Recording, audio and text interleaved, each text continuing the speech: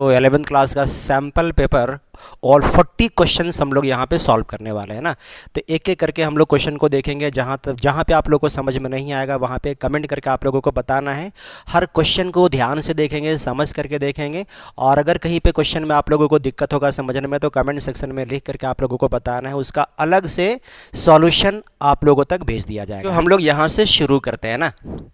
Question है कि if A is a set of vowels of English alphabets then total number of proper subset of A is. बोला गया कि हमारे पास एक सेट ए है और इस सेट में अल्फ़ाबेट्स के खाली वॉवेल्स हैं, और अल्फ़ाबेट्स के वॉवेल्स कौन होते हैं? ए होते हैं, ई होते हैं, आई होते हैं, ओ होते हैं और यू होते हैं। तो यही हमारे पास सेट ए है जो इंग्लिश के अल्फ़ाबेट्स के खाली वॉवेल्स का यहाँ पे एक सेट लिया गया है बस। अब बोला गया कि इस सेट से हम लोग प्रॉपर सबसेट कितना बना सकते हैं। तो प्रॉपर सबसेट बनाने का तरीका होता है 2 to the power number of elements -1 होता है ना। ये फार्मूला होगा। किसी भी सेट से प्रॉपर सबसेट कितने बनेंगे ये काउंट अगर करना होगा ना तो सिंपल 2 टू दी पावर जितने यहाँ पे एलिमेंट होंगे वो, और एक खाली माइनस कर देंगे बस। तो यहाँ पे 1 2 3 4 5 ऑब्जेक्ट से तो पावर हम लोग यहाँ पे 5 देंगे और -1 कर देंगे। इसको सिंप्लीफाई करेंगे तो इसका वैल्यू आ जाएगा 32 -1 करेंगे तो इसका वैल्यू 31, यानी कि ऑप्शन इसका डी सही चॉइस होगा। तो ये था हम लोगों का पहला क्वेश्चन, है ना। चलो अब बढ़ते हैं हम लोग दूसरे क्वेश्चन की तरफ। दूसरा क्वेश्चन है कि which of the following is incorrect. कौन इसमें से सही नहीं है? ढंग से देखना यहाँ पे। ए यूनियन बी का होल डैश, है ना, ए यूनियन बी का होल डैश बराबर होता है ए डैश इंटरसेक्शन बी डैश के बराबर होता है।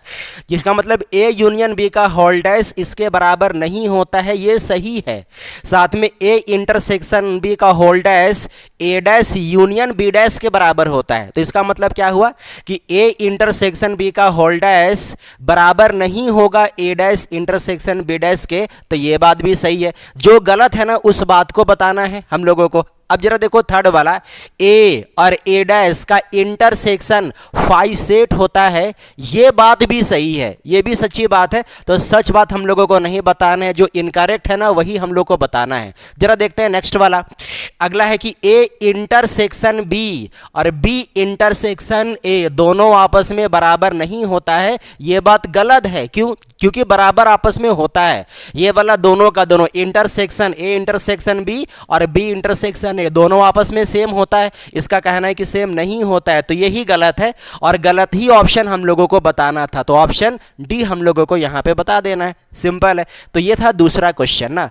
चलो अब हम लोग बढ़ते हैं तीसरे क्वेश्चन की तरफ। तीसरा क्वेश्चन में बोला गया है कि इन the given Venn diagram find the set A minus B union B minus A। बोला कि A minus B ये एक सेट होगा, B minus A भी एक सेट होगा, और इन लोग दोनों सेटों का खाली हम लोगों को यूनियन निकालना है बस। और ये भी एकदम से आसान है, ध्यान से देखो इधर। देखो यहाँ पे A minus B का मतलब A का वो एलिमेंट जो B में नहीं है। तो यहाँ पे देखो A का एलिमेंट जो B में नहीं है, A का एलिमेंट जो B में नहीं है, A का एलिमेंट जो B में नहीं है। तो अगर हम लोग यहाँ पे A माइनस बी सेट लिखेंगे तो ए माइनस बी सेट में एलिमेंट रहेगा 3 4 और 7। इसी तरह से अगर बी माइनस ए लिखना होगा सेट, तो बी माइनस ए का मतलब बी का ऐसा एलिमेंट जो ए में नहीं रहे। तो बी का एलिमेंट जो ए में नहीं है, यहां भी देखो बी का एलिमेंट जो ए में नहीं है, तो इसी दोनों को हम लोग कहेंगे सेट ऑफ बी माइनस ए। तो बी माइनस ए में खाली आ जाएगा 5 और 6, और इन लोग दोनों सेटों का यूनियन निकालना है। तो सिंपल यहाँ पे ए माइनस बी को यूनियन करेंगे हम लोग बी माइनस ए से, इन लोग दोनों सेट का यूनियन निकालेंगे तो सीधे आंसर आ जाएगा 3 भी आ जाएगा, 4 भी आएगा, 5 भी आएगा, 6 भी आएगा और 7 भी आएगा, है ना। तो इस तरह से अगर यहाँ से मैच कराओगे तो हम लोगों को आंसर बी, हम लोगों को आंसर ए बी, यहाँ पे एक्चुअली यहाँ पे बी होगा और यहाँ पे सी होगा। तो हम लोगों को ऑप्शन सी यहाँ पे सही आंसर निकल कर आएगा, है ना। तो ये था तीसरा क्वेश्चन। अब चलो बढ़ते हैं चौथे क्वेश्चन की तरफ। चौथा इसका क्वेश्चन है, चौथा क्वेश्चन है set builder form of the interval, इस इंटरवल का सेट बिल्डर फॉर्म क्या होगा? इंटरवल कैसा है यहाँ पे?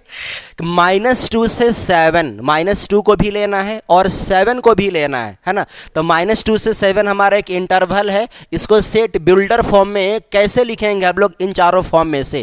तो यहाँ पे देखो x such that x belongs to real number, जहाँ पे x का वैल्यू -2 या फिर -2 से बड़ा होगा, 7 या फिर 7 से छोटा होगा। तो ये बात सही है, ये बात गलत है। यहाँ पे x का वैल्यू -2 लेना है लेकिन यहाँ पे नहीं लिया है, तो ये बात गलत हो जाएगा।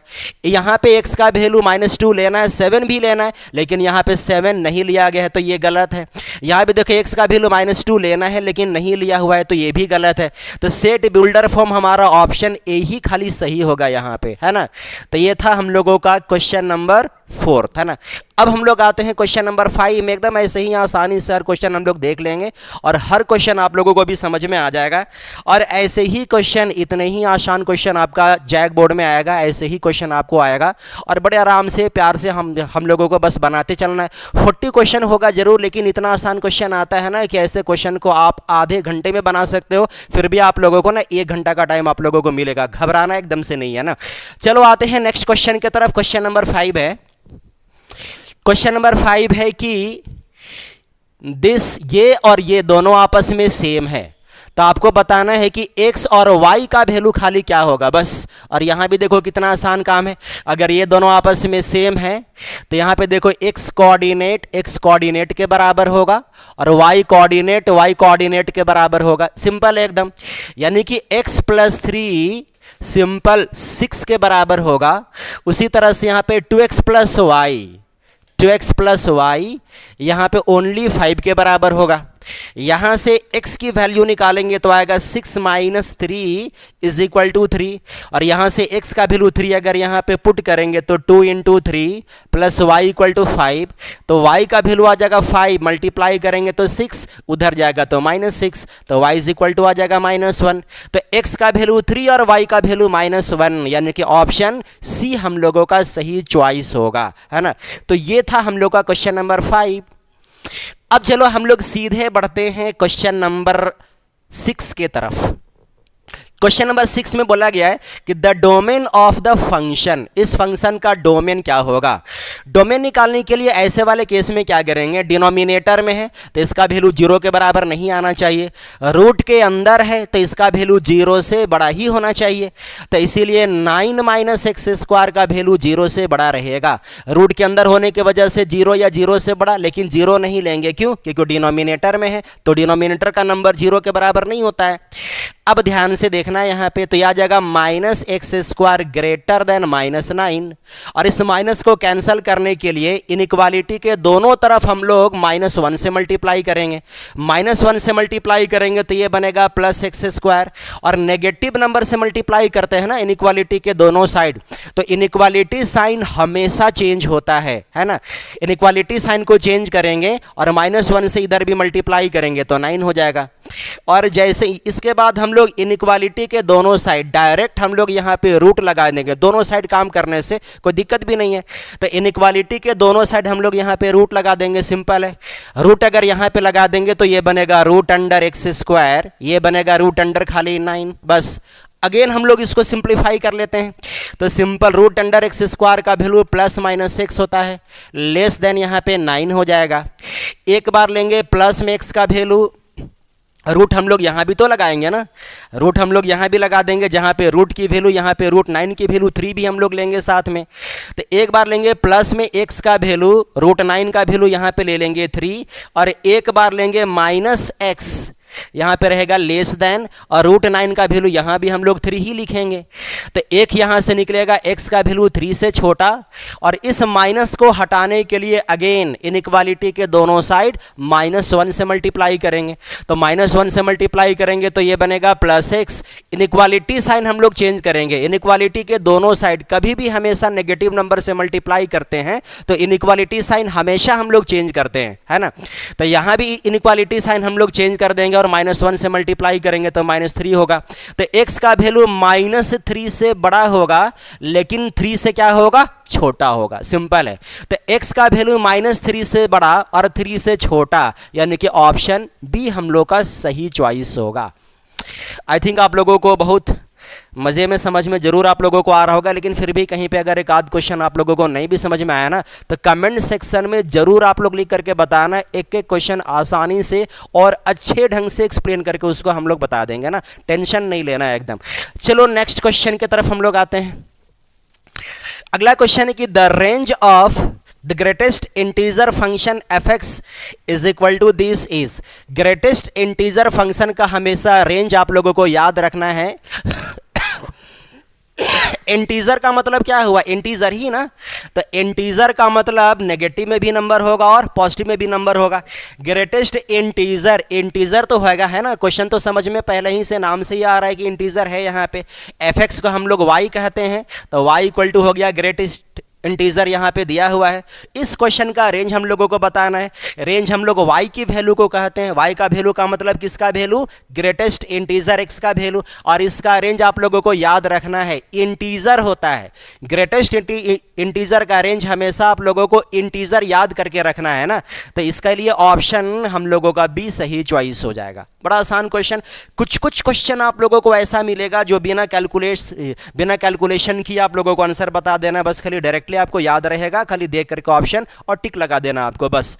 नेक्स्ट वाला क्वेश्चन है, अगला क्वेश्चन है हम लोगों का, क्वेश्चन यहां पे है ना, अगला क्वेश्चन है कि the radian measure of the angle 40 degree and 30 minutes. इसका रेडियन मेजर क्या होगा, ये भी आसान क्वेश्चन है।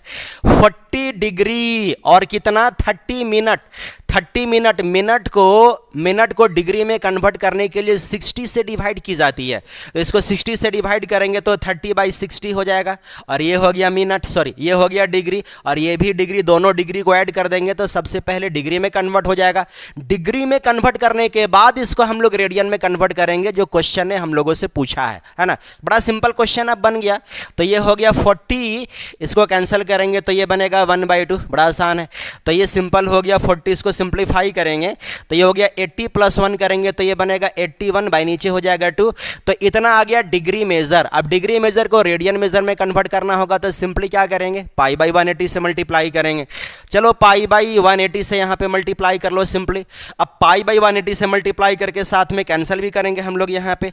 सबसे पहले तो 9 से कैंसिल करेंगे तो 9 9 जा 81, 9 से कैंसिल करेंगे तो ये बनेगा 9 2 जा 18। फिर हम लोग इसको मल्टीप्लाई करेंगे तो ऊपर बनेगा 9π, बाई नीचे मल्टीप्लाई करेंगे तो सिंपली आएगा 40। तो 9π/40 रेडियन होगा। जिसका डिग्री मेजर ये होगा उसका रेडियन मेजर 9π/40 होगा, और ऑप्शन हम लोगों का यहाँ पे है जो ऑप्शन ए से मैच करेगा, है ना। तो ये था हम लोग का क्वेश्चन नंबर जो भी था। नेक्स्ट क्वेश्चन है हम लोगों का क्वेश्चन नंबर 9, वो था क्वेश्चन नंबर 8 ना, ये हम लोग का क्वेश्चन नंबर 9 है। हर क्वेश्चन ऐसा ही बनना है। अगर मान लो कि ऐसा क्वेश्चन नहीं भी आएगा ना, ये क्वेश्चन डिट्टो नहीं भी आएगा, तो ये जरूर है कि ऐसा ही क्वेश्चन आएगा, घबराना बिल्कुल नहीं है। ऐसा ही क्वेश्चन आना है, ऐसा ही क्वेश्चन आप लोगों को बना करके आना है, बड़े प्यार से बना करके आना है ना। चलो देखते हैं नेक्स्ट क्वेश्चन। अगला क्वेश्चन है कि द वैल्यू ऑफ कॉस -15π/4, इसका वैल्यू निकालना है। अब जरा ध्यान से देखना, कॉस यहाँ पे कॉस -15π बाई सिंपली यहाँ पे 4 है, और कॉस फंक्शन में एंगल में नेगेटिव होता है तो हम लोग इसको बाहर निकाल लिया करेंगे। इसको सॉरी कॉस फंक्शन में, कॉस या सेक फंक्शन में एंगल में नेगेटिव होता है ना, तो माइनस को हटा लिया जाता है ना। कॉस में और सेक में, साइन में, कॉसेक में, टैन में, कॉट में एंगल में नेगेटिव रहेगा तो बाहर कर लेना है। कॉस सेक से एंगल में नेगेटिव रहेगा तो बाहर हटा लेना है कंप्लीटली। तो माइनस को हटा लेंगे यहाँ पे। अब माइनस को हटाने के बाद 15π यहाँ पे 4 बचेगा, तो अब ये वाला सिंपली आ जाएगा कॉस 15π/4 को ब्रेक करेंगे हम लोग, ब्रेक करके लिखेंगे 4π - π/4। सिंप्लीफाई करेंगे ना इसको ना, तो 15π/4 ही आएगा। इसको इससे मल्टीप्लाई करके देखो आएगा 16π, माइनस पाई करेंगे तो आएगा 15π, बाई नीचे 4 ही रहेगा, है ना। लेकिन अब क्या फायदा हो गया कि 1π यहाँ तक, 2π, 3π, ये हो गया 4π, और 4π और माइनस करेंगे तो कहाँ रहेंगे, फोर्थ क्वाड्रेंट में। और फोर्थ क्वाड्रेंट में कॉस क्या होता है, प्लस में होता है। और 4π यानी कि कहाँ पे, यहाँ पे x पे। जब यहाँ यहाँ पास का एंगल x पे रहेगा ना, तो ट्रिग्नोमेट्रिक फंक्शन चेंज नहीं करता है ना, तो चेंज नहीं करेगा तो cos का क्या रहेगा, cos, और एंगल के जगह पर यहाँ पे π/4 देंगे, तो ये बन गया cos 45 डिग्री, जहाँ पे cos 45 डिग्री का वैल्यू 1/√2 होता है, जो ऑप्शन सी से मैच करेगा ना। ऐसा ही सारा आसान क्वेश्चन है और ऐसे ही बनाते चल देना है। अब इसके बाद है question number 10, value of 2 sin 15 degree into cos 75 degree, इसका वैल्यू निकालना है और बड़े प्यार से इसको भी हम लोग बना लेंगे। सिंपल आसान इसका फॉर्मूला आता है, उसी पे हम लोग उसी पैटर्न को फॉलो करेंगे, ये क्वेश्चन भी वैसे ही बन जाएगा। क्वेश्चन दिया गया 2 sin 15 degree into cos 75 degree ये है, और हम लोग एक अलग से फार्मूला जानते हैं 2 sin A into cos B का, अलग से फार्मूला हम लोग जानते हैं कि इसका वैल्यू साइन ए प्लस बी प्लस साइन ए माइनस बी, इसका फार्मूला होता है। बस इसी फार्मूला को पकड़ करके इसको सॉल्व कर देना है, क्वेश्चन आसानी से सॉल्व हो जाएगा। इसको हम लोग ए कहेंगे और इसको हम लोग बी कहेंगे, तो ये बन गया 2 sin A into cos B. अब 2 sin A into cos B का वैल्यू देखो क्या होगा, सबसे पहले साइन ए प्लस बी करेंगे और ए प्लस बी करेंगे तो दोनों को ऐड करना होगा, और ऐड करेंगे तो आएगा 90, फिर प्लस साइन ए माइनस बी करेंगे, यानी इस दोनों एंगल को माइनस करना होगा, 15 माइनस 75 करेंगे तो आएगा -60। अब सिंपल साइन 90 का वैल्यू तो 1 होता है, और साइन के एंगल से माइनस को हम लोग बाहर निकाल देंगे, तो बनेगा साइन 60 जिसका वैल्यू √3/2 होता है। फिर सीधे हम लोग यहाँ से 2 LCM लेंगे, इसको इससे सिंप्लीफाई करेंगे, मल्टीप्लाई करेंगे तो आएगा 2 माइनस हम लोग यहाँ पे √3 करेंगे, यानी कि 2 माइनस √3/2 इसका आंसर होगा, जो ऑप्शन डी से मैच करेगा, है ना। ये सब क्वेश्चन ऐसे ही बन जाना है, एकदम बड़े आराम से बनेगा। हाँ, रफ आप लोगों को थोड़ा सा ही वहाँ पे मिलेगा और थोड़ा सा में ही आप लोगों को सॉल्यूशन करके दिखाना है, और हर क्वेश्चन में आप लोग ऑब्जेक्टिव क्वेश्चन है ना, तो आप लोग चाहना कि स्टेप आप लोग यहाँ पे जंप कर सकते हो, स्टेप अगर मन में कैलकुलेशन करोगे तो और ज़्यादा अच्छा रहेगा। कोशिश करना कि पेज हमारा बचे। अब देखो क्वेश्चन नंबर 11 है। क्वेश्चन नंबर 11 में √1 minus cos 2a by 1 plus cos 2a का वैल्यू इन चारों में से क्या होगा बताना है। ये भी एकदम आसान क्वेश्चन है। √1 माइनस cos 2 थीटा का फार्मूला होता है सिंपली 2 sin स्क्वायर थीटा, बड़ा आसान है। 1 प्लस cos 2 थीटा का फार्मूला सिंपली होता है 2 cos स्क्वायर थीटा। फिर यहाँ पे देखो 2 से 2 यहाँ पे कैंसिल करेंगे, फिर यहाँ पे बनेगा √under sine square by cos square को करेंगे tan स्क्वायर a, और स्क्वायर से रूट को हटाएंगे तो खाली क्या मिलेगा, tan a। सिंपल एकदम, जो ऑप्शन ए से मैच करेगा, है ना। आसान क्वेश्चन। आते हैं अब नेक्स्ट वाले क्वेश्चन पर। अगला क्वेश्चन है इस कॉम्प्लेक्स नंबर का क्वेश्चन है, खाली सिंप्लीफाई करके बता देना है, a प्लस आई बी के फॉर्म में आंसर खाली देना है बस। तब जरा देखो माइनस तो बाहर रहेगा, और 5 और यहाँ पे 1/8 को मल्टीप्लाई कर देंगे तो 5/8 भी रहेगा। i और i को मल्टीप्लाई करेंगे तो सिंपली आई स्क्वायर हो जाएगा, तो बनेगा -5/8, आई स्क्वायर का वैल्यू -1, और इसको मल्टीप्लाई करेंगे तो माइनस माइनस प्लस 5/8, प्लस हम लोग यहाँ पे a प्लस आई बी के फॉर्म में कन्वर्ट करने के लिए 0i ऐड कर सकते हैं, तो 5/8 प्लस 0i, यानी कि ऑप्शन डी से मैच करेगा। एकदम सब क्वेश्चन ऐसे ही बनना है। Question number 13, the argument of the complex number z equal to 1 plus i है। 1 प्लस आई का आर्गुमेंट खाली आपको बताना है। दिया गया z is equal to 1 plus i, जहाँ पे x का वैल्यू कहेंगे 1 और y, i के बगल वाले नंबर को y कहते हैं, जबकि कुछ नहीं दिख रहा है तो यहाँ पे 1 मानेंगे हम लोग। x का वैल्यू 1, y का वैल्यू भी 1, और x भी प्लस y भी प्लस, इसका मतलब ये कॉम्प्लेक्स नंबर फर्स्ट क्वाड्रेंट में है। किसी भी कॉम्प्लेक्स नंबर का आर्गुमेंट निकालना हो ना, तो फर्स्ट क्वाड्रेंट में थीटा होता है, सेकेंड क्वाड्रेंट में पाई माइनस थीटा होता है, थर्ड क्वाड्रेंट में थीटा माइनस पाई होता है, और फोर्थ क्वाड्रेंट में माइनस थीटा होता है। प्रिंसिपल आर्गुमेंट है ना, बड़ा सिंपल है एकदम। तो यहाँ पे देखो x भी प्लस y भी प्लस, इसका मतलब आर्गुमेंट हम लोग कहाँ निकालेंगे, फर्स्ट क्वाड्रेंट में, यानी कि खाली थीटा निकालेंगे हम लोग बस। और थीटा निकालने का सिंपल फार्मूला होता है tan theta is equal to mod y by x, है ना, बड़ा आसान है। तब यहाँ पे देखो tan theta equal to y by x करेंगे तो 1/1 ही करना होगा, जिसका वैल्यू कितना रहेगा बताओ, 1 ही रहेगा। अब जरा ध्यान से देखना, तो tan थीटा का वैल्यू कितना हो गया, 1, तो हम लोग यहाँ पे करेंगे tan थीटा 1 को रिप्लेस करेंगे हम लोग tan π/4 से, फिर tan यहाँ से हटा देंगे तो थीटा का वैल्यू कितना मिलेगा, खाली π/4 मिलेगा बस। तो आर्गुमेंट इसका क्या होगा, थीटा को हम लोग क्या कहेंगे, आर्गुमेंट। तो आर्गुमेंट ऑफ जेड का वैल्यू कितना हो जाएगा बताओ, खाली π/4 होगा बस, यानी कि ऑप्शन डी से मैच करेगा, है ना। चलो अब जरा देखते हैं नेक्स्ट क्वेश्चन, हम लोग क्वेश्चन नंबर 14 है। क्वेश्चन नंबर 14 में बोला गया कि the solution set of the inequality this, इस इनइक्वालिटी का सॉल्यूशन सेट इंटरवल के फॉर्म में बताना है। क्या है, बड़ा सिंपल क्वेश्चन है ये भी। -5 को इधर भेजेंगे, +5 हो जाएगा, -12 पहले से है, लेस देन यहाँ पे करेंगे 3x, फिर यहाँ पे देखो इन लोग दोनों को माइनस करेंगे तो आ जाएगा -7 लेस देन 3x, फिर 3 से डिवाइड करेंगे दोनों साइड तो -7/3 लेस देन x, यानी कि x का वैल्यू -7/3 से बड़ा होगा और कहां तक जाएगा, इन्फिनिटी तक जाएगा। तो x का जो वैल्यू होगा ना -7/3 से बड़ा होगा और इन्फिनिटी तक जाएगा। बड़ा सिंपल क्वेश्चन है। अब जरा देखो यहाँ पे इनइक्वालिटी, इक्वालिटी अगर यहाँ पे नहीं रहेगा ना तो इंटरवल हमेशा यहाँ पे ओपन देंगे और इन्फिनिटी में और -इन्फिनिटी में हमेशा ओपन इंटरवल ही आता है ना, इस बात को याद रखना है हमेशा। तो -7/3 से इन्फिनिटी के बीच का x का वैल्यू होगा, यानी कि ऑप्शन डी में हम लोग टिक लगाएंगे, है ना। इससे बड़ा ही प्यारा और सबसे आसान क्वेश्चन है 11th क्लास का, इसी लेवल की क्वेश्चन होती है।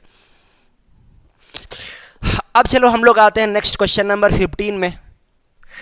क्वेश्चन नंबर 15 है कि if x is a real number and mod x less than 3 then x का वैल्यू किसके किसके बीच में लाई करेगा। हम लोग जानते हैं कि मॉड x अगर लेस देन a होता है ना तो x का वैल्यू ग्रेटर देन -a और लेस देन a के बराबर होता है ना। इस फार्मूला को यूज करके इस क्वेश्चन को खाली बना लेना है बस।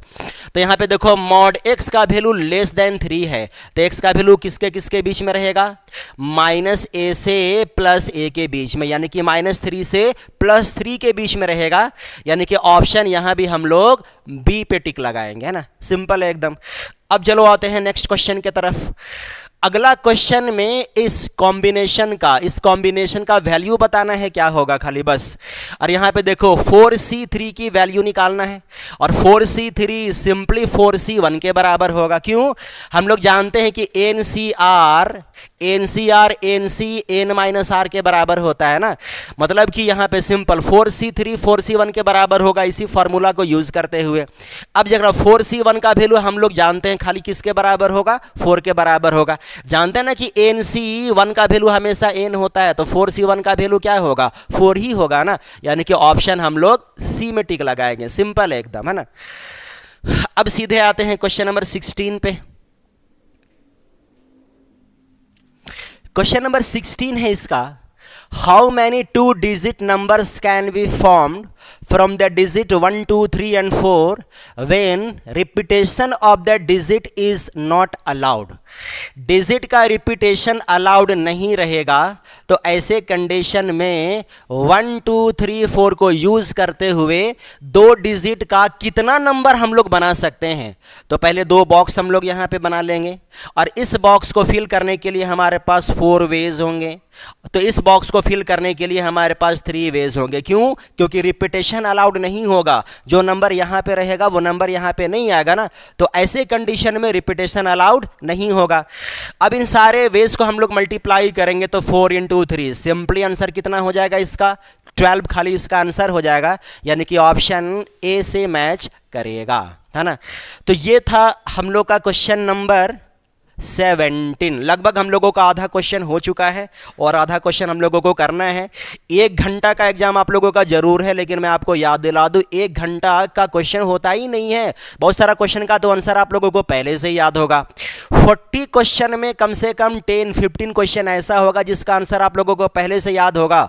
कुछ ही क्वेश्चन होगा जिसके लिए आप लोगों को कुछ कैलकुलेशन खाली आपको करना पड़ेगा, बाकी ऐसे ही क्वेश्चन आने वाला है। चलो आगे बढ़ते हैं फिर हम लोग। नेक्स्ट क्वेश्चन है कि NCR और NCR+1 ये दोनों आपस में सेम होगा तो R का वैल्यू क्या होगा। हम लोग जानते हैं कि यहाँ पे देखो NCX और साथ में NCY जब दोनों आपस में सेम होता है ना तो X Y के बराबर होता है या फिर X + Y का वैल्यू N के बराबर होता है। तो इसी फार्मूला का यूज़ करेंगे, ये वाला X हो गया और ये वाला Y हो गया, तो X + Y का वैल्यू किसके बराबर होगा, N के बराबर होगा। वहाँ से क्वेश्चन को बना लेंगे हम लोग।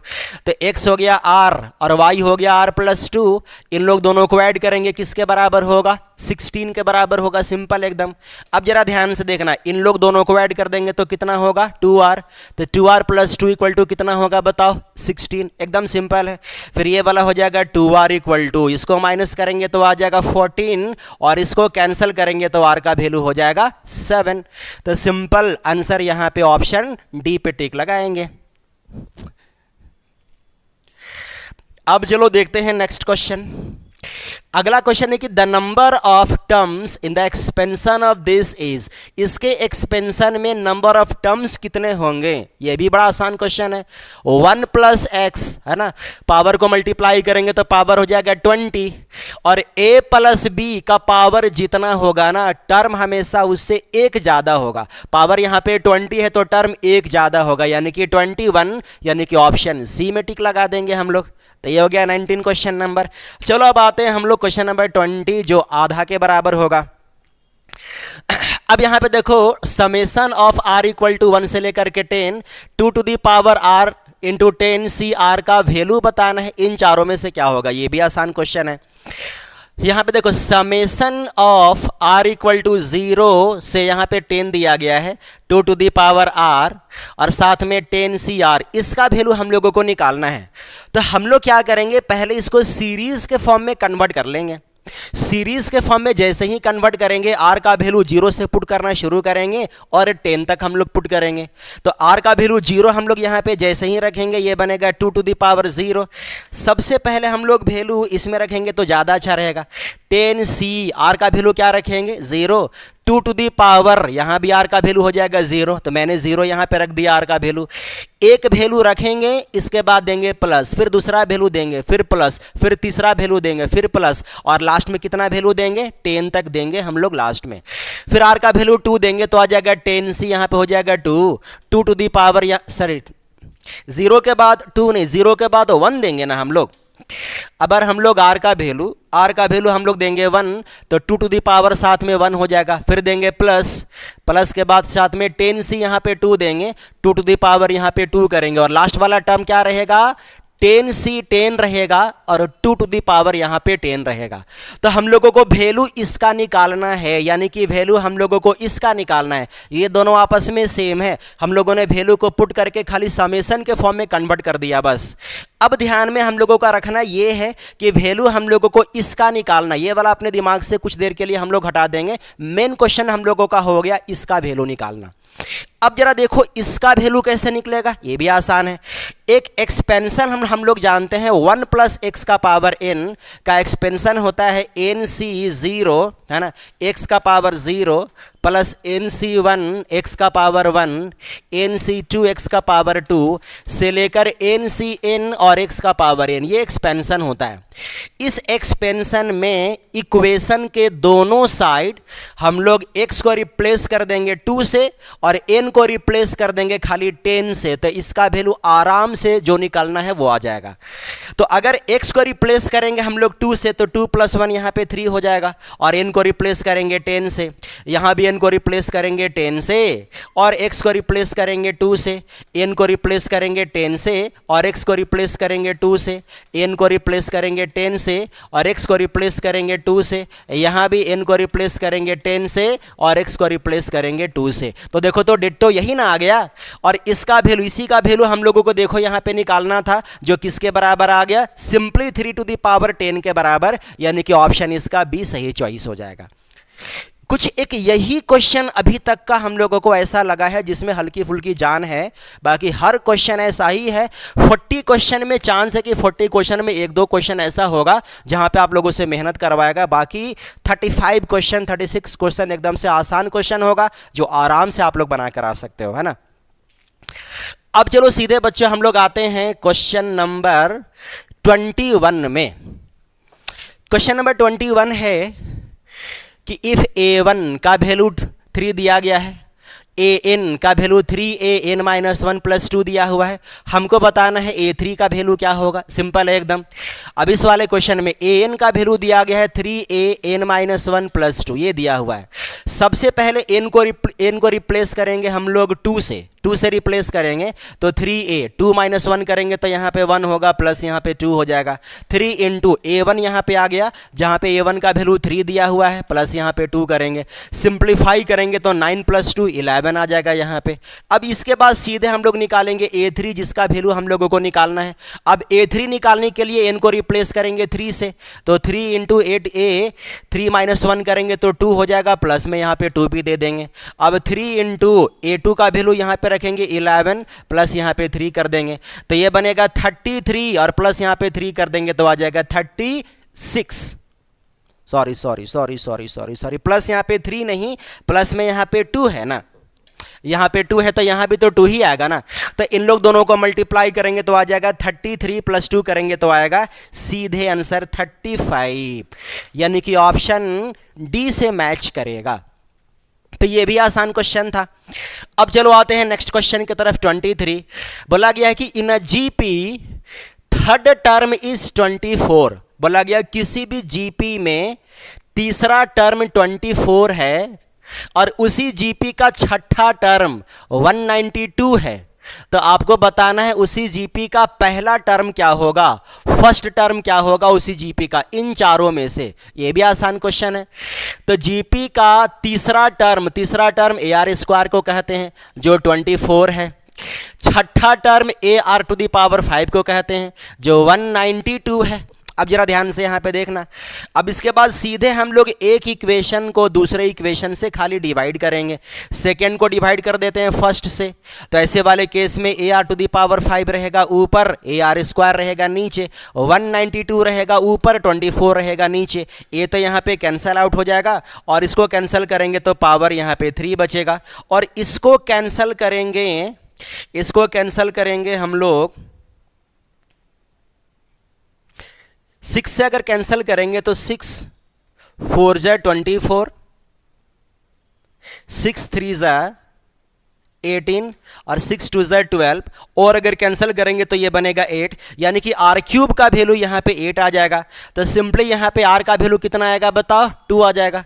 और अगर R का वैल्यू वापस हम लोग इन दोनों में से किसी एक में रखेंगे R का वैल्यू, तो A का वैल्यू यहाँ से मिल जाएगा। चलो R का वैल्यू हम लोग यहाँ पे रख देते हैं, तो ये बनेगा R का वैल्यू अगर 2 रखेंगे तो 2 का स्क्वायर 4 हो जाएगा, = 24 हो जाएगा। फिर इसको कैंसिल करेंगे तो 8A का वैल्यू ओनली 6 आएगा, और A को ही हम लोग कहेंगे फर्स्ट टर्म। तो इसका मतलब इस जीपी का फर्स्ट टर्म 6 होगा, यानी कि ऑप्शन सी हम लोग का सही चॉइस होगा। आसान क्वेश्चन नहीं है, इससे ज़्यादा आसान क्वेश्चन का एक्सपेक्टेशन रखना बेवकूफ़ी है। इससे ज़्यादा आसान क्वेश्चन ना बुक में होता है, और इससे ज़्यादा आसान क्वेश्चन का मतलब ऐसा बच्चा क्वेश्चन की फिर एग्जाम का कोई मतलब ही नहीं रहेगा। ये सबसे आसान क्वेश्चन है।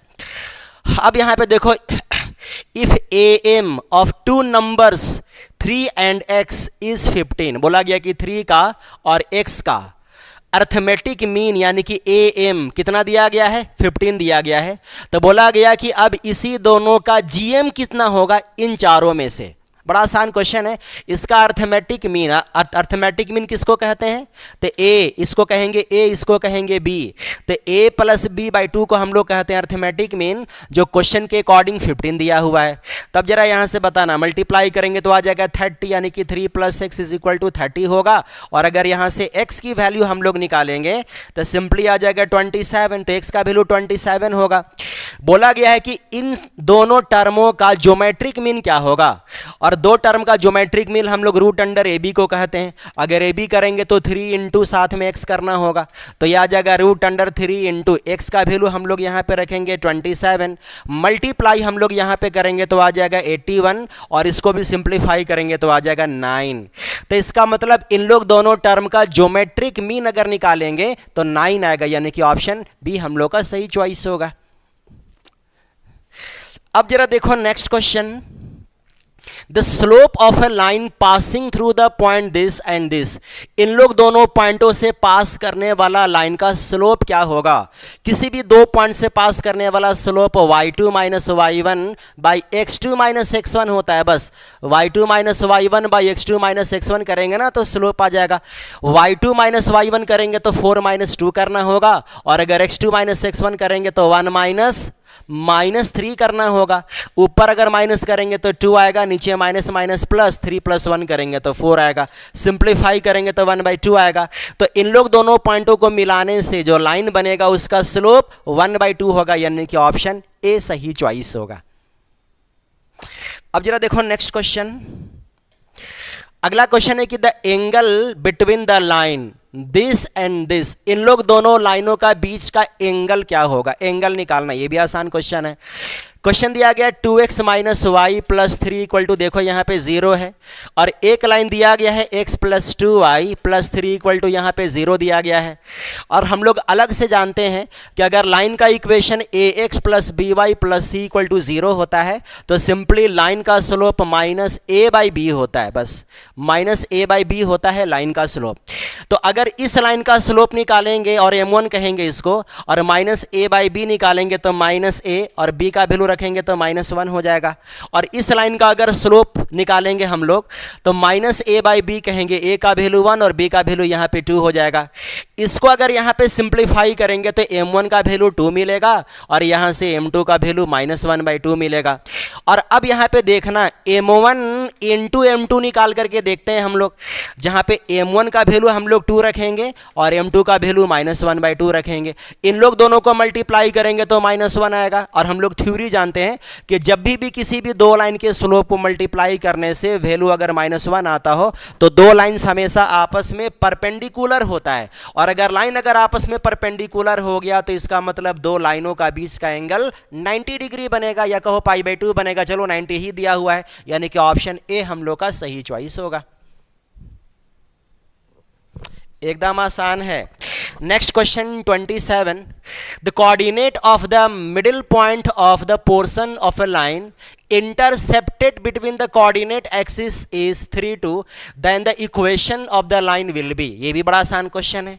इस क्वेश्चन का कहना यह है कि एक लाइन है जहां पे x एक्सिस को कट करेगा और y एक्सिस को कट करेगा, इसके बीच में जो लाइन होगा, इस लाइन का मिड पॉइंट क्वेश्चन के अकॉर्डिंग 3 2 दिया हुआ है। तो सिंपली आपसे पूछा गया है कि बताइए इन लाइन का इक्वेशन इन चारों में से क्या होगा। क्वेश्चन यही है।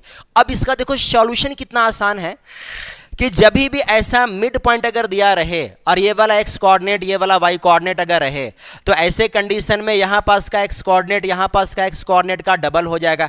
3 है तो यहाँ पे 6 हो जाएगा, और यहाँ पे y कोऑर्डिनेट 2 है तो यहाँ पास का y कोऑर्डिनेट 4 हो जाएगा, बस डबल हो जाएगा। तब ना x1 प्लस x2/2 करेंगे तो यहाँ पे 3 के बराबर आएगा, और y1 प्लस y2/2 करेंगे तो 2 के बराबर आएगा। तो इसका मतलब यहाँ से लेकर यहाँ तक का डिस्टेंस 6 हो गया, और यहाँ से लेकर यहाँ तक का डिस्टेंस 4 हो गया, यानी x इंटरसेप्ट 6 हो गया और y इंटरसेप्ट 4 हो गया। और ऐसे कंडीशन में हम लोग लाइन का अगर इक्वेशन निकालेंगे तो सिंपली x बाई a होता है plus y by b equal to खाली 1 होता है। तो ये हमारा लाइन का इक्वेशन है, लेकिन सिंप्लीफाई कर लेते हैं इसको। सिंप्लीफाई करेंगे, इसको इससे मल्टीप्लाई करेंगे तो 4x बनेगा, इसको मल्टीप्लाई करेंगे तो 6y बनेगा, और इसको मल्टीप्लाई करेंगे 24 इक्वल टू 1 हो जाएगा। फिर अगर क्रॉस मल्टीप्लाई करेंगे तो ये बनेगा 4x plus 6y equal to simplify करेंगे 24 बनेगा, यानी कि 4x प्लस, अच्छा एक काम और हम लोग यहाँ पे कर सकते हैं, 2 कॉमन तो निकाल ही सकते हैं ना। तो ये बनेगा 2x plus 3y equal to यहाँ पे 24 रहेगा, जो कैंसिल करेंगे तो 12 हो जाएगा, यानी कि 2x प्लस 3y का वैल्यू कितना होगा, सिंपली यहाँ पे 12 हो जाएगा। यानी कि क्वेश्चन नंबर, यानी कि ऑप्शन नंबर 1 से मैच करेगा ना। 2x plus 3y equal to 12, option A हम लोगों का सही चॉइस हो जाएगा। आसान क्वेश्चन है, बस खाली आप लोगों को देखते जाना है, और बड़े ही आसान से बड़े ही प्यारे ढंग से एक एक चीज़ों का सॉल्यूशन यहाँ पे आप लोगों को मिलते जाएगा। हाँ, लेकिन इस बात को ध्यान रखना, जहाँ कहीं भी आप लोगों को समझ में नहीं आएगा कमेंट सेक्शन में आप लोगों को लिख करके ज़रूर बताना है, अलग से सॉल्यूशन उसका ले करके ज़रूर आएंगे, है ना। नेक्स्ट क्वेश्चन, अगला क्वेश्चन आते हैं क्वेश्चन नंबर 27 पर। क्वेश्चन नंबर 27 इसका है कि the distance of the point this from the line this, इस लाइन से इस पॉइंट का डिस्टेंस क्या होगा, यानी परपेंडिकुलर डिस्टेंस कह रहा है ना। लाइन का इक्वेशन दिया गया 3x - 4y - 26 = 0, ये हो गया लाइन और ये हो गया पॉइंट। यहां से यहां तक का परपेंडिकुलर डिस्टेंस हम लोगों को निकालना है, जिसको p और यहां पे q कह देते हैं। तो इसका मतलब हम लोगों को pq डिस्टेंस निकालना है। और कभी भी किसी भी पॉइंट से किसी भी लाइन तक का डिस्टेंस निकालना हो तो आसान ट्रिक होता है इसका, एकदम बहुत इजी ट्रिक। क्या ट्रिक होगा, पॉइंट को लाइन में पुट कर दो और नीचे √a² + b² कर दो, बस। पॉइंट को लाइन में पुट करेंगे तो 3 × x कोऑर्डिनेट 3 रखेंगे हम लोग, -4 × y कोऑर्डिनेट -5 रखेंगे, और माइनस यहाँ पे 26 का साथ में यहाँ पे मॉड आएगा, और नीचे रहेगा √a² + b², a यानी कि 3 का स्क्वायर, b² यानी -4 का स्क्वायर, 16 आ जाएगा। अब ध्यान से यहाँ पे देखना, तो ये बनेगा 9 माइनस माइनस प्लस यहाँ पे रहेगा 20 और माइनस रहेगा 26 का मॉड। इसका वैल्यू तो आ जाएगा 5, सिंप्लीफाई कर लेना। इसको सिंप्लीफाई करोगे तो आएगा -6, और -6 + 9 करेंगे तो आ जाएगा 3 बाई नीचे हो जाएगा 5, यानी कि परपेंडिकुलर डिस्टेंस 3/5 होगा, जो ऑप्शन सी से मैच करेगा। है ना आसान क्वेश्चन। तो ये था क्वेश्चन नंबर 27। अब सीधे आते क्वेश्चन नंबर 28 में।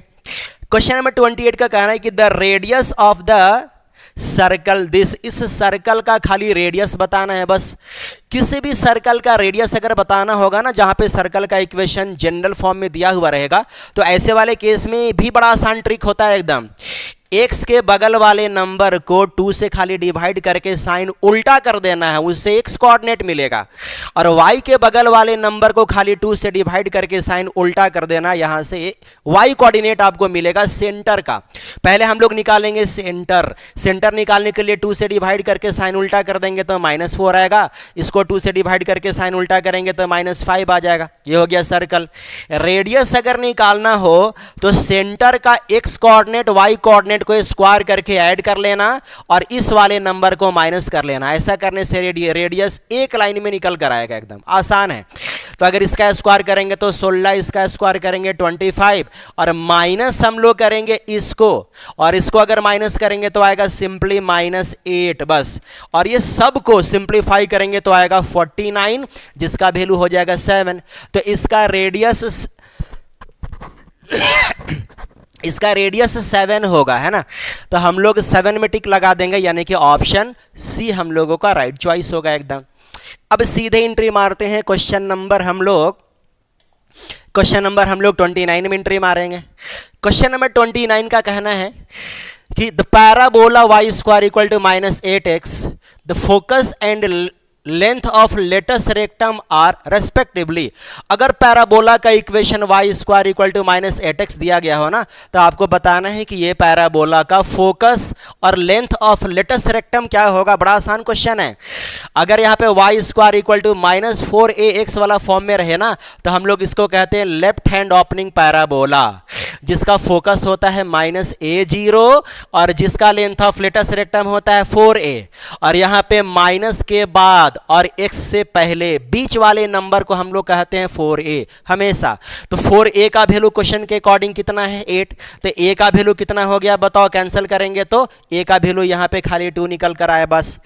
तो इसका फोकस अगर निकालना होगा तो फोकस हो जाएगा इसका -a0, -a0, का वैल्यू देंगे 2 और y कोऑर्डिनेट हो जाएगा 0, तो ये इसका फोकस होगा।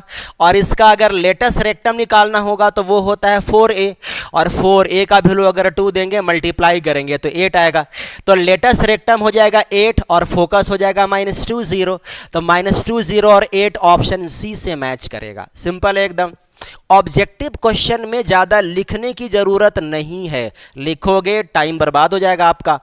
Next question 30, the vertices of an ellipse are this and focus are +-4 0, the equation of the ellipse is. बोला गया है कि एक एलिप्स है, उस एलिप्स का वर्टिसेस उस एलिप्स का बोला गया वर्टिसेस दिया गया है, एक दिया गया है -5 0 और एक यहाँ पे वर्टेक्स दिया गया है 5 0 और ये वर्टेक्स का ये इस एलिप्स का फोकाई दिया गया +-4 0 यानी कि यहाँ पास का -4 0 और यहाँ पास का +4 0 दिया गया है।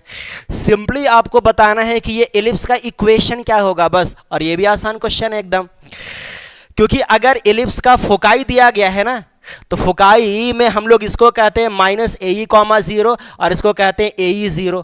तो AE का वैल्यू दिया गया है और अगर वर्टेक्स यहाँ पे दिया गया है तो A का वैल्यू दिया हुआ है, जहाँ पे A का वैल्यू 5 दिया हुआ है और AE का वैल्यू देखो यहाँ पे 4 दिया हुआ है।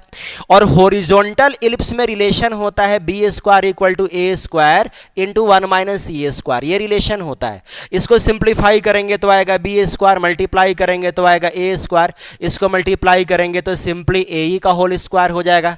अगेन हम लोग इसको सिंप्लीफाई करेंगे, A² करेंगे, A² करेंगे तो 5 का स्क्वायर 25 करना होगा और AE का स्क्वायर करेंगे तो 4 का स्क्वायर यानी कि 16 करना होगा। इसको माइनस करेंगे तो आएगा 9 यानी कि B² का वैल्यू 9 आएगा।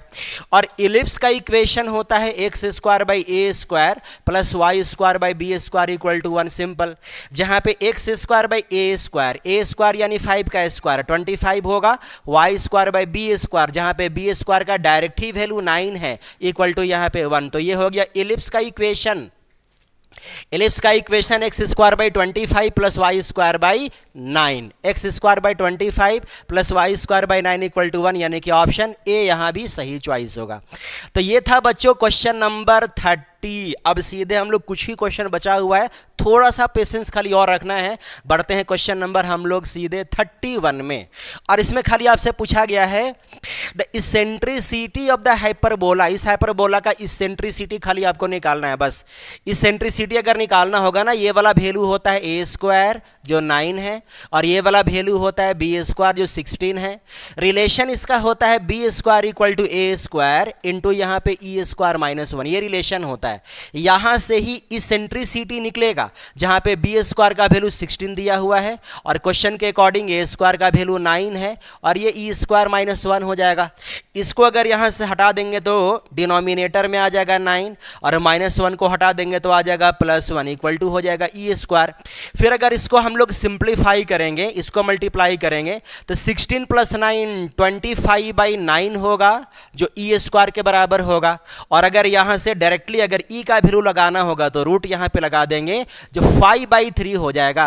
तो इसका मतलब इस हाइपरबोला का इसेंट्रिसिटी 5/3 होगा जो ऑप्शन डी से मैच करेगा। तो ये था क्वेश्चन नंबर 31। अब सीधे हम लोग यहां से आगे बढ़ते हैं क्वेश्चन नंबर 32 के तरफ। 32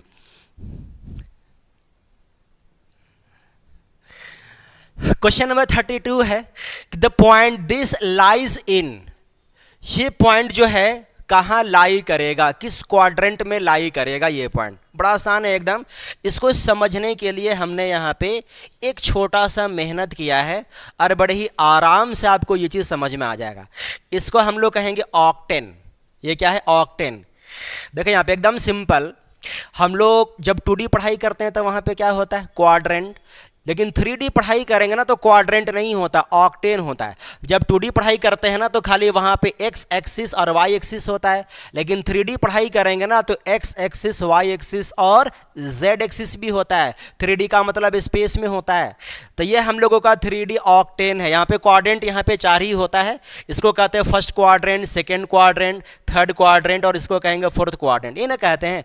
लेकिन यहाँ पे ऑक्टेन यहाँ पे 4 नहीं, यहाँ पे 8 होता है। इसको कहेंगे फर्स्ट ऑक्टेन, इसको कहेंगे सेकेंड ऑक्टेन, इसको कहेंगे थर्ड ऑक्टेन, इसको कहेंगे फोर्थ ऑक्टेन, इसको कहेंगे फिफ्थ ऑक्टेन, इसको कहेंगे सिक्स्थ ऑक्टेन, इसको कहेंगे सेवेंथ ऑक्टेन और इधर से इसको कहेंगे हम लोग एट्थ ऑक्टेन, 8वां ऑक्टेन। तो टोटल यहाँ पे 8 ऑक्टेन होता है। ये वाला हो गया फर्स्ट क्वाड्रेंट, ये वाला हो गया सेकंड क्वाड्रेंट, ये वाला होता है थर्ड क्वाड्रेंट, ये वाला होगा फोर्थ क्वाड्रेंट, ये वाला होता है फिफ्थ क्वाड्रेंट, ये वाला सिक्स्थ क्वाड्रेंट, ये वाला सेवेंथ क्वाड्रेंट और ये वाला first second third fourth fifth sixth, ये वाला सेवेंथ, और ये वाला इधर हो जाएगा एट्थ क्वाड्रेंट, है ना। तो यहाँ पे देखो साइन के हिसाब से ना, यहाँ पे आपको बताना होगा, साइन के हिसाब से आपको दिखाना होगा। यहाँ पे सिंपली बोला गया है कि एक्स कोऑर्डिनेट नेगेटिव है -1 है, तो वाई कोऑर्डिनेट -2 है, जेड कोऑर्डिनेट -3 है। तो x coordinate, y coordinate, z coordinate तीनों का तीनों नेगेटिव है। तो यहाँ पे देखो ये वाला हो गया फर्स्ट, ये वाला हो गया सेकेंड, ये वाला हो गया थर्ड फोर्थ, ये वाला fifth sixth seventh, sorry fifth sixth, ये वाला हो गया सेवेंथ, और ये इधर हो गया हम लोगों का 8। तो ये वाला पांचवा, ये छठा, और ये हो गया सातवां क्वाड्रेंट। अब सातवां क्वाड्रेंट में जैसे ही आप लोग देखोगे तो यहाँ पे देखो एक्स डैश है, और यहाँ पे देखो वाई डैश है, और साथ में अगर नीचे की तरफ है तो इसका मतलब कि जेड डैश है। तो एक्स भी नेगेटिव है, वाई भी नेगेटिव है, और जेड भी नेगेटिव है। तो सातवां क्वाड्रेंट में एक्स वाई जेड दोनों का तीनों का तीनों नेगेटिव होता है ना। तो इसका मतलब x coordinate, y coordinate, z coordinate जब तीनों नेगेटिव रहेगा ना, तो इसका मतलब वो सेवेंथ क्वाड्रेंट में आएगा, यानी कि ऑप्शन हम लोग यहाँ पे सी पे टिक लगाएंगे, है ना। इसको ऑब्जर्वेशन अपने से भी बना करके आप लोग घर पे कर सकते हो, डिफिकल्ट चीज ये नहीं है, आप लोगों से भी आसानी से हो जाएगा, है ना। चलो तो बच्चों अब सीधे हम लोग यहां से आते हैं क्वेश्चन नंबर 33 के तरफ। क्वेश्चन नंबर 33 में कि the extremities of the diagonal of the square are 1 -2 3 2 -3 5, then the length of the sides is। बड़ा आसान क्वेश्चन है। बोला गया कि एक स्पेस में स्क्वायर है, 3D फॉर्म में है तो स्पेस में ही स्क्वायर रहेगा, एक स्पेस में स्क्वायर है, और इस स्क्वायर का डायगोनल का एक्सट्रीमिटीज यानी कि ये वाला पॉइंट और ये वाला पॉइंट में से एक दिया गया है 1 -2 3, और एक यहां पे दिया गया है 2 -3 और 5। सिंपल क्वेश्चन है। तो आपसे पूछा गया है कि ये वाला स्क्वायर का साइड लेंथ इन चारों में से क्या होगा। बड़ा आसान क्वेश्चन है कि अगर यहां से यहां तक का डिस्टेंस निकालेंगे तो सिंपल यहां पे डिस्टेंस फार्मूला यूज करेंगे, जो √x2 - x1 का होल स्क्वायर होगा, y2 - y1 का होल स्क्वायर होगा, और z2 - z1 का होल स्क्वायर होता है बस। तो अगर x2 - x1 करेंगे तो 2 - 1 करेंगे 1 होगा, 1 का स्क्वायर 1, दिस माइनस दिस करेंगे तो 3 -2 करेंगे तो -+2 हो जाएगा। देखो 3 -2 करेंगे ना तो -+2 हो जाएगा। इसको सिंप्लीफाई करेंगे हम लोग, -3 है, इसको सिंप्लीफाई करेंगे तो आएगा -1। तो दिस माइनस दिस करोगे तो -1 आएगा, उसका भी स्क्वायर करोगे तो +1 हो जाएगा। फिर दिस माइनस दिस करेंगे तो +2 आएगा, इसका स्क्वायर करेंगे तो 4 होगा। तो ये वाला वैल्यू मिलेगा √6। और अगर ये स्क्वायर है तो इसका मतलब ये लेंथ और ये लेंथ दोनों आपस में सेम होगा, और अगर ये स्क्वायर है तो इसका मतलब ये वाला 90 डिग्री बनेगा। तो इसका मतलब ये हो गया राइट एंगल ट्रायंगल। अब राइट एंगल ट्रायंगल का hypotenuse square is equal to base square plus perpendicular square होता है। तो हाइपोटेनस स्क्वायर करेंगे तो आएगा 6, बेस स्क्वायर करेंगे तो आएगा A square plus P square plus B square के बराबर। ये वाला ए होगा तो ये वाला भी ए ही रहेगा ना, स्क्वायर है तो दोनों आपस में सेम होगा। तो P square plus B square करेंगे तो बी स्क्वायर का मतलब ही ए ही स्क्वायर होगा। इन लोग दोनों को ऐड करेंगे तो 2a स्क्वायर हो जाएगा, कैंसिल करेंगे तो ए स्क्वायर का वैल्यू 3 हो जाएगा, यानी ए का वैल्यू कितना हो जाएगा बताओ, √3। यानी कि ये वाला स्क्वायर का साइड लेंथ √3 होगा, यानी कि ऑप्शन बी से मैच करेगा एकदम। चलो बच्चों सीधे हम लोग आते हैं क्वेश्चन नंबर 34 में। अब ये क्वेश्चन में बोला गया है कि fx का वैल्यू ये है, तो आपसे पूछा गया है बताइए f'π/4 का वैल्यू क्या होगा। क्वेश्चन के अकॉर्डिंग fx का वैल्यू दिया गया f'π/6, सॉरी fx का वैल्यू दिया हुआ है sin 2x। बताना है कि f'π/6 क्या होगा। तो सबसे पहले हम लोग इसका डिफरेंशिएशन करेंगे x के रेस्पेक्ट में यूजिंग चैन रूल, है ना, और ये भी शॉर्ट में करेंगे। fx का डिफरेंशिएशन को हम लोग f'(x) कहते हैं। सबसे पहले साइन का डिफरेंशिएशन करेंगे तो cos आएगा, एंगल यहाँ पे 2x ही रहेगा। फिर इस 2x का डिफरेंशिएशन करना होगा, तो 2x का डिफरेंशिएशन में खाली x का करेंगे तो 1 होगा, और 1 को 2 से मल्टीप्लाई करेंगे तो 2 होगा। तो ये हो गया f'(x), लेकिन निकालना है f'2। अब f'2 निकालने के लिए x को रिप्लेस करेंगे हम लोग, f डैश पाई बाई 6 निकालने के लिए x को रिप्लेस करेंगे पाई बाई 6 से, तो यहाँ भी बनेगा cos 2 इंटू एक्स को रिप्लेस करेंगे पाई बाई 6 से, इंटू यहाँ पे बाहर में 2 तो रहेगा। फिर अगर इसको सिंप्लीफाई करेंगे तो ये बनेगा cos, कैंसिल करेंगे तो 3 यानी कि पाई बाई 3, इंटू यहाँ पे 2 रहेगा। अब ये बना cos 60 जिसका वैल्यू 1/2 और इंटू यहाँ पे 2 रहेगा। फिर यहाँ पे कैंसिल करेंगे, सीधे यहाँ पे हम लोग कैंसिल करेंगे तो इसका सीधे आंसर आ जाएगा 1, यानी कि f डैश पाई बाई 6 का वैल्यू 1 होगा, जो ऑप्शन बी से मैच करेगा। सिंपल है एकदम। क्वेश्चन नंबर 34 था। सीधे हम लोग आते हैं क्वेश्चन नंबर 35 में। अब 35 में इस लिमिट का वैल्यू निकालना है।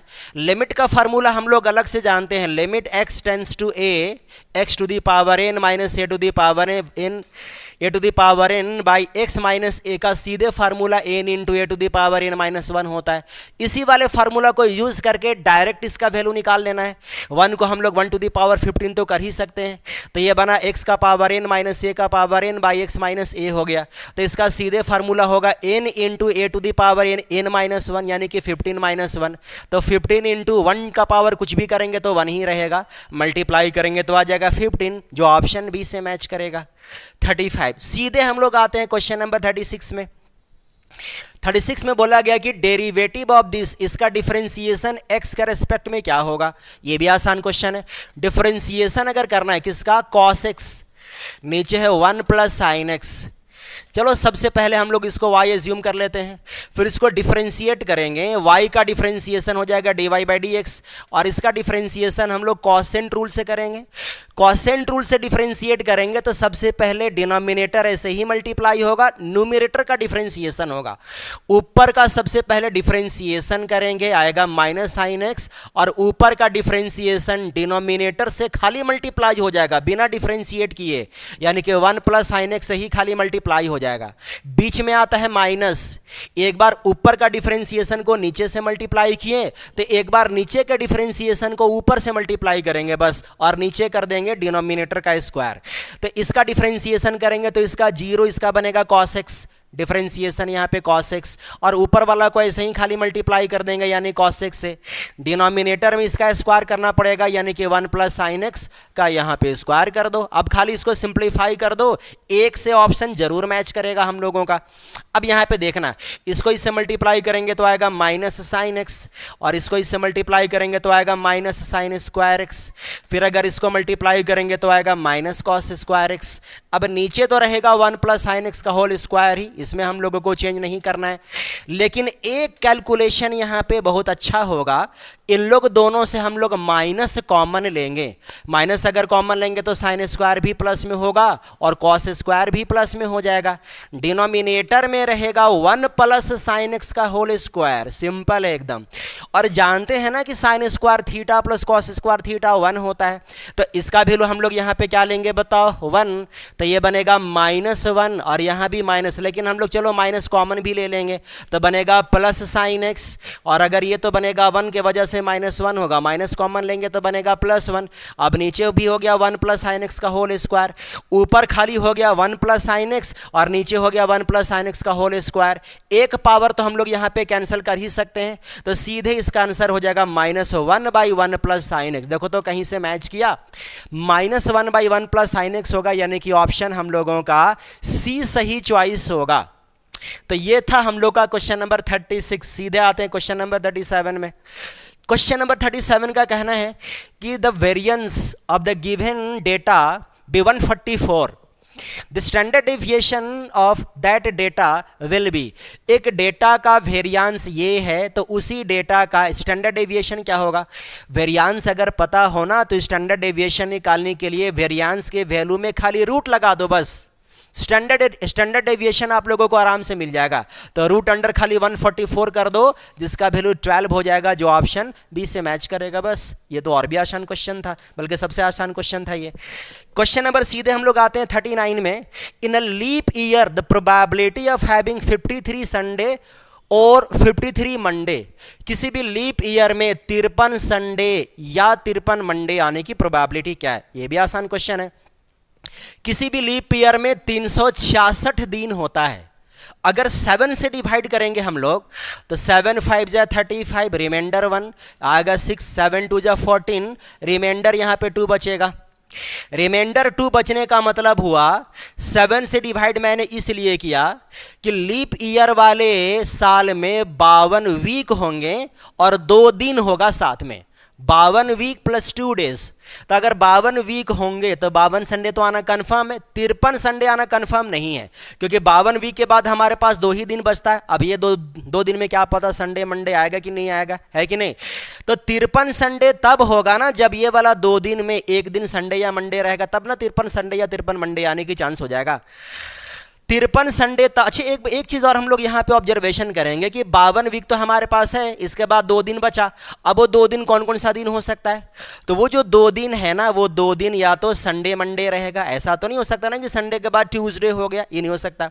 संडे के बाद 2 दिन जो बचा ना, वो 2 दिन संडे के बाद या तो मंडे रहेगा, या तो फिर मंडे के साथ ट्यूसडे रहेगा, या फिर ट्यूसडे के साथ वेंसडे रहेगा, या फिर वेंसडे के साथ थर्सडे रहेगा, या फिर थर्सडे के साथ फ्राइडे रहेगा, या फिर फ्राइडे के साथ सैटरडे रहेगा, इन रहेगा।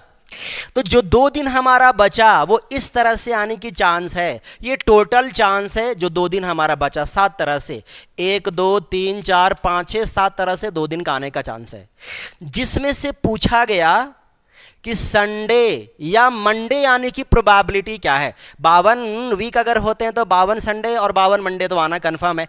53 तब ना होंगे जब इन दोनों में से संडे या मंडे आएंगे। तो देखो तो संडे कहाँ है, यहाँ पे देखो एक चांस, अगर ऐसे हो गया तो 53 संडे आ सकता है। संडे मंडे वाला अगर कॉम्बिनेशन आ गया तो भी 53 संडे आ जाएगा। या फिर यहाँ पे सैटरडे संडे वाला कॉम्बिनेशन अगर आ गया तो भी हो जाएगा। सैटरडे संडे नहीं लिखे हैं क्या, 1 2 3 4 5 6 है ना, एक और यहाँ पे आएगा, सैटरडे के साथ संडे का भी कॉम्बिनेशन यहाँ पे बनेगा। तो सैटरडे संडे अगर आ गया तो भी संडे आ जाएगा। फिर यहाँ पे देखो, अगर यहाँ पे एक तो ये हो गया, चलो ये आने की प्रोबेबिलिटी हम लोगों को, देखो मंडे यहाँ पे है, बोला गया संडे आने का या मंडे आने का, तो देखो मंडे यहाँ पे अगर ऐसे आ गया तो भी मंडे आ जाएगा, और भी कहीं पे मंडे है, एक जगह और कहीं पे मंडे जरूर होगा। देखो यहाँ पे ये भी अगर आ गया। अच्छा हम लोग ऐसे इसको बना सकते हैं, एक बात, पहले संडे आने की प्रोबेबिलिटी क्या है, तो संडे आने की प्रोबेबिलिटी हो जाएगा 7 में से, अगर ऐसे आ गया तो भी संडे होगा, और ऐसे आ गया तो भी हम लोगों का संडे हो जाएगा। संडे या मंडे आना है ना, संडे या मंडे आना, सिंपल सिंपल सिंपल।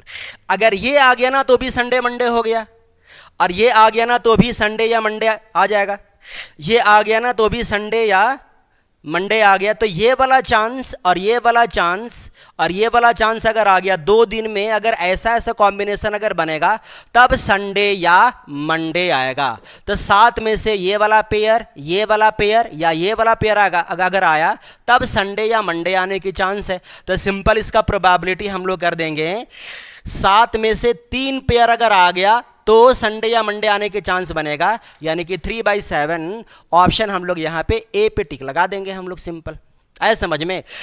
हम लोग यहाँ पे सिंपली ये कोशिश किया कि 52 संडे तो यहाँ पे आएंगे, 53 संडे तब ना आएगा जब 2 दिन बचा हुआ में से ऐसा वाला आए या फिर ऐसा वाला आए, है ना, या फिर ऐसा वाला आए तो मंडे भी आ जाएगा।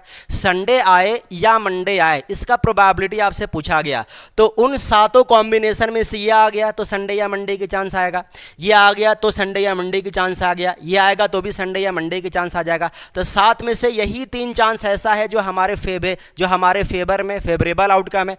तो ये हो गया फेवरेबल आउटकम और ये 7 हो गया टोटल आउटकम। प्रोबेबिलिटी होता है प्रोबेबिलिटी होता है favourable outcome by total outcome. तो फेवरेबल आउटकम हमारे पास 3 है और टोटल आउटकम हमारे पास 7, तो सिंपल 3/7 आंसर आ जाएगा, है ना। तो ये प्रोबेबिलिटी का हम लोगों का सही आंसर होगा 3/7।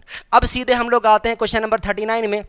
Probability of getting exactly 2 tail in tossing a coin thrice. अगर एक कॉइन को हम लोग 3 बार टॉस करेंगे तो 3 बार में 2 बार एग्जैक्टली 2 बार टेल आने की प्रोबेबिलिटी क्या होगा? तो अगर एक कॉइन को 3 बार टॉस करेंगे तो हेड हेड हेड आने की चांस होगा, या हेड हेड टेल आने की चांस होगा, या हेड टेल हेड आने की चांस होगा, या हेड टेल टेल आने की चांस होगा, या टेल हेड हेड आने के चांस होगा, या टेल हेड टेल आने के चांस होगा, या टेल टेल हेड आने के चांस होगा, या फिर टेल टेल टेल आने के चांस होगा। अगर एक कॉइन को हम लोग टॉस करेंगे ना तो यही सब चांस हम लोगों का बनेगा। अब बोला गया इतने सारे चांसों में एग्जैक्टली 2 टेल आने की प्रोबेबिलिटी क्या होगा? तो अगर ऐसा आ गया तो 2 टेल आ जाएगा, और अगर ऐसा आ गया तब भी 2 टेल आ जाएगा, और अगर ऐसा आ गया तब भी 2 टेल आ जाएगा। तो टोटल आउटकम 8 है और फेवरेबल आउटकम यहां पे 3 है, तो इसका आंसर हो जाएगा 3/8, यानी कि सीधे इसका आंसर हो जाएगा ऑप्शन ए पे। आप लोगों को टिक लगा देना, आंसर आ जाएगा। ये सिंपली था क्वेश्चन नंबर 39। अब सीधे हम लोग आते हैं question number 40 and last final question पे। क्वेश्चन नंबर 40 है कि the probability of getting a total 10 in single throw of 2 dice is. अगर 2 डाइस को थ्रो करेंगे तो दोनों डाइसों में जो नंबर है उनका सम 10 आने की प्रोबेबिलिटी क्या है? तो अगर 2 डाइस को थ्रो करेंगे ना, और अगर एक में 6 आ गया दूसरा में 4 आ गया तो ऐड करेंगे तो 10 आ जाएगा। या फिर अगर एक में, चलो हम लोग स्टार्ट यहां से करते हैं, एक में अगर 4 आ गया दूसरा में 6 आ गया तो टोटल करेंगे, दोनों को ऐड कर देंगे तो 10 आ जाएगा। या फिर एक में 5 आ गया दूसरा में भी 5 ही आ गया तो भी ऐड करेंगे तो 10 आएगा। या एक में 6 के साथ दूसरा में 4 आ गया तो भी ऐड करेंगे तो 10 ही आएगा। और टोटल जब 2 डाइस को टॉस करते हैं ना तो टोटल आउटकम 36 आता है, जिसमें 3 ही बार ऐसा होगा जो नंबर को ऐड करेंगे, दोनों डाइसों के नंबर को ऐड करेंगे तो 10 आएगा। तो फेवरेबल आउटकम हमारे पास खाली 3 है बस। और अगर प्रोबेबिलिटी हम लोग इसका निकालेंगे ना तो favourable outcome by total outcome होगा, और इसको सिंप्लीफाई करेंगे तो सिंपल आंसर कितना होगा बताओ? 1/12 इसका आंसर आ जाएगा, यानी कि ऑप्शन सी से मैच करेगा। तो हमने ऑल 40 ऑब्जेक्टिव क्वेश्चन सॉल्व करके आप लोगों को दिखा दिया है। अगर वीडियोस वगैरह आप लोगों को अच्छा लगे, ठीक लगे, तो आप लोग शेयर इसको करो, जरूर करो। और अगर बच्चों आप लोग सब्सक्राइब करना चाहते हो तो कर लो, क्योंकि 1 साल तक कॉन्टिन्यूसली कंटेंट यहाँ पे लेकर के हम लोग आते ही रहेंगे, समझाते रहेंगे। किसी भी तरह के ऑब्जेक्टिव क्वेश्चन में दिक्कत हुआ होगा, कहीं पे समझ में नहीं आया होगा, तो जरूर आप लोग कमेंट बॉक्स में लिख करके बताना। सेकेंड टाइम फिर वैसे ही क्वेश्चन का सोल्यूशन लेकर के आएंगे जहां पे जिस क्वेश्चन में आप लोगों को दिक्कत होगा ना। चलो बच्चों हम लोग यहां पे खत्म करते हैं। सीधे हो सकता है कि एग्जाम से पहले आप लोगों का कुछ ऑब्जेक्टिव क्वेश्चन का इंपॉर्टेंट लिस्ट लेकर के आएंगे, जो वो भी हो सकता है कि एग्जाम में क्वेश्चन डायरेक्ट ही आने की चांस बनेगा। चलो ठीक है फिर।